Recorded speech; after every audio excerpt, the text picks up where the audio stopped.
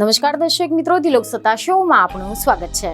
હાલ તો સૌ કોઈના મોઢે એક જ ચર્ચા બરાબરની જામી છે અને તે છે ગુજરાતના અમદાવાદમાં થયેલી પ્લેન દુર્ઘટના।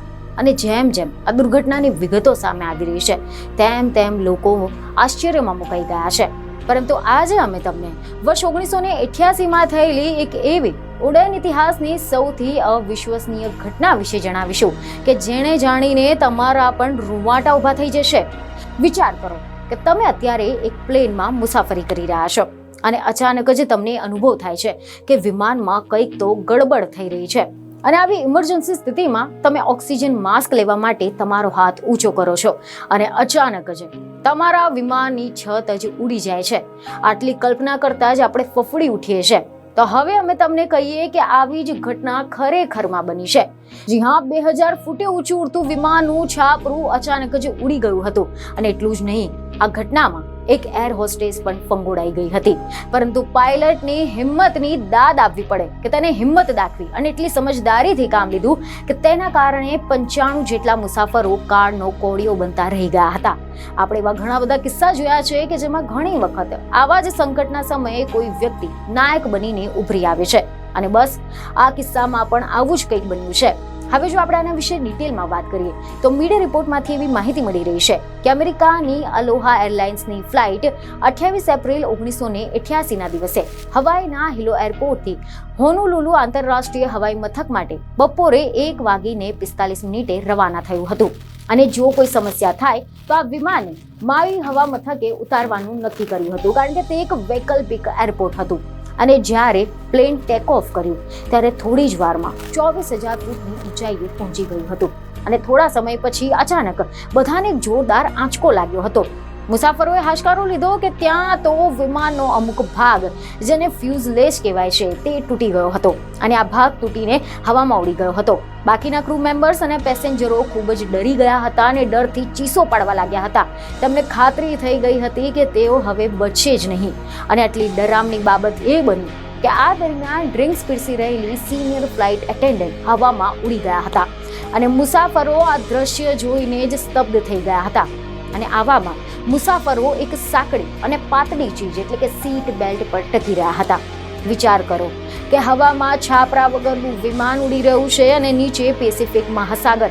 આ ઘટના બની ત્યારે સૌ કોઈના મનમાં એવો જ વિચાર હતો કે આ તેમના જીવનની અંતિમ ક્ષણો છે। વિમાનની છતના બદલે તેમના માથા પર ખુલ્લું આકાશ હતું, ભારે પવન હતો અને ગમે ત્યારે વિમાનના ભૂક્કા બોલી જશે તેવા વિચારો આવી રહ્યા હતા। પરંતુ જ્યારે એક એર હોસ્ટેસને બાદ કરતા આ વિમાનમાં સવાર તમામ લોકો જમીન પર પહોંચ્યા ત્યારે તેઓ પણ આવક રહી ગયા હતા। તેમના જીવ કઈ રીતે બચી ગયા તેનું તેમને જ ભારે આશ્ચર્ય થઈ રહ્યો હતો। આ ઘટનાને સૌ કોઈ એક ચમત્કાર માની રહ્યા છે જેમાં વિમાનના મુખ્ય ચાલક કેપ્ટન રોબર્ટ શોનસ્થાઇમરના સાહસને પણ હંમેશા યાદ કરવામાં આવે છે। આ વાત જ અકલ્પનીય લાગે છે પરંતુ પાયલટ કોઈક રીતે છત વગરના પ્લેનને 24,000 ફૂટ નીચે લાવ્યા અને બળેલા એન્જિનની સાથે લેન્ડ કર્યું હતું। કેટલાક અહેવાલ સામે આવ્યા છે કે કેપ્ટને પ્રથમ અધિકારી પાસેથી નિયંત્રણો લઈ લીધા હતા અને વાયુ માટે ઇમરજન્સી લેન્ડિંગની શરૂઆત કરી હતી। આ ઘટના બન્યાના 13 મિનિટ પછી સફળતાપૂર્વક લેન્ડ થયા હતા। અંધાધૂંધી અવ્યવસ્થા અનિયમિત સંચારની વચ્ચે એટીસીને માંડ સંદેશો મળ્યો અને વિમાનને રનવે ક્રમાંક 2 ઉપર ઉતારવાની તાકીદ કરવામાં આવી। તરત જ ફાયર ફાઇટર્સને પણ સંભવિત દુર્ઘટના અંગે સજ્જ કરવામાં આવ્યા હતા અને જ્યારે મુસાફરો અને ક્રૂ મેમ્બર્સ સાથે ઇન્ટરકોમ કે પબ્લિક એનાઉન્સમેન્ટ સિસ્ટમ દ્વારા સંપર્ક થયો ન હતો ત્યારે સહ પાયલટે વધુ એક વખત એટીસીનો સંપર્ક કરીને શક્ય હોય તેટલી બધી જ સહાય સજ્જ રાખવાની સૂચના આપી હતી। અમેરિકાના કોસ્ટગાર્ડ હેલિકોપ્ટર અન્ય વિમાનોએ તેમને શોધવાનો ઘણો જ પ્રયાસ કર્યો હતો પરંતુ તેમ છતાં પણ તેમનો શબ ક્યારેય મળ્યો ન હતો।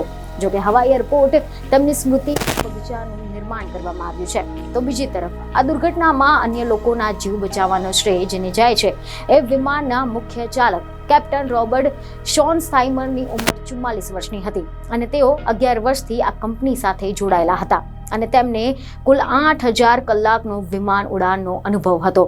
આ સિવાય એવા અહેવાલ છે કે કોકપિટમાં ફર્સ્ટ ઓફિસર મેડલિન ટોપકિન્સ પણ હતા અને આ દુર્ઘટના બાદ પાયલટના આ સાહસને હંમેશા યાદ કરવામાં આવે છે। કેટલાક રિપોર્ટ સામે આવ્યા છે કે આ હવાઈ દુર્ઘટના વિશે અમેરિકાના નેશનલ ટ્રાન્સપોર્ટ સેફ્ટી બોર્ડના રિપોર્ટ જૂન 1989માં સાર્વજનિક કરવામાં આવ્યો હતો જેમાં ઉપર ફ્લાઇટ દરમિયાન શું બન્યું હતું તેની સમગ્ર વિગતો આપવામાં આવી હતી. આ ઘટનાના કારણે વિમાનના નિર્માણ, પરીક્ષણ અને સંચાલનની દુનિયામાં ઘણા બધા ફેરફાર આવ્યા છે અને હવાઈ મુસાફરી અગાઉ કરતાં વધુ સલામત બની છે. તો આશા રાખીએ છીએ કે તમને અમારા દ્વારા આપવામાં આવેલી આ માહિતી સારી લાગી હશે અને જો તમને આ માહિતી સારી લાગી હોય તો અમારા આ વિડીયોને લાઇક અને શેર કરવાનું ન ભૂલતા. બીજને ખબર સાથે ફરી મળીશું. ધન્યવાદ.